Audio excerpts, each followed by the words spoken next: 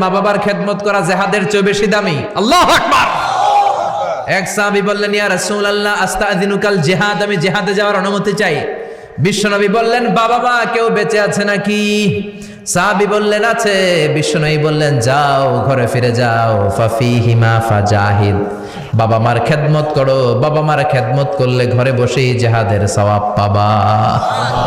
কি নেয়ামত, চিনি না আমরা, বুঝি না, যতদিন থাকে ততদিন বুঝি না।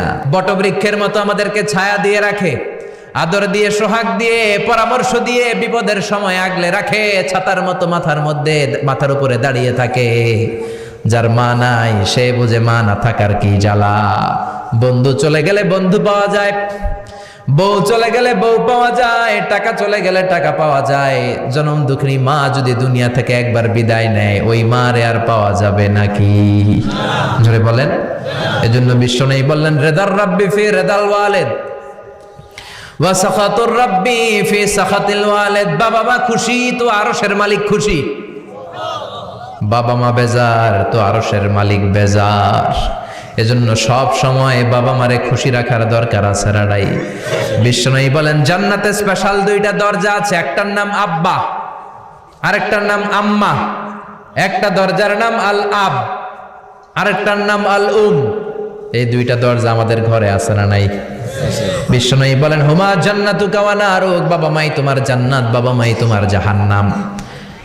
এখন বাবা মার সাথে কি আচরণ করবা এটা তোমার সিদ্ধান্ত। দ্য ডিসিশন ইজ ইয়ার্স, সিদ্ধান্ত তোমার। তুমি কি ভালো আচরণ করে জান্নাত কামাবা না জাহান্নামী হবা? চিল্লা এখন ঠিক কি না?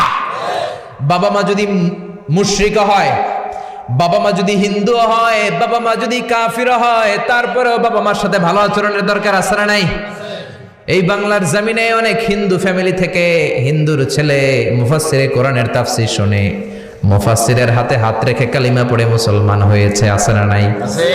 কিন্তু বাবা মা মুসলমান হয় নাই, আছে না নাই? তো ওই বাবা মার সাথে কি খারাপ আচরণ করা যাবে? হিন্দু হোক, ওইটা বাবা মা, ওই বাবা মার দোয়া লাগবে, আশীর্বাদ দিতে হবে। ওই বাবা মার দোয়া ছাড়া তুমি জীবনে কিচ্ছু করতে পারবা না, ঠিক কি না?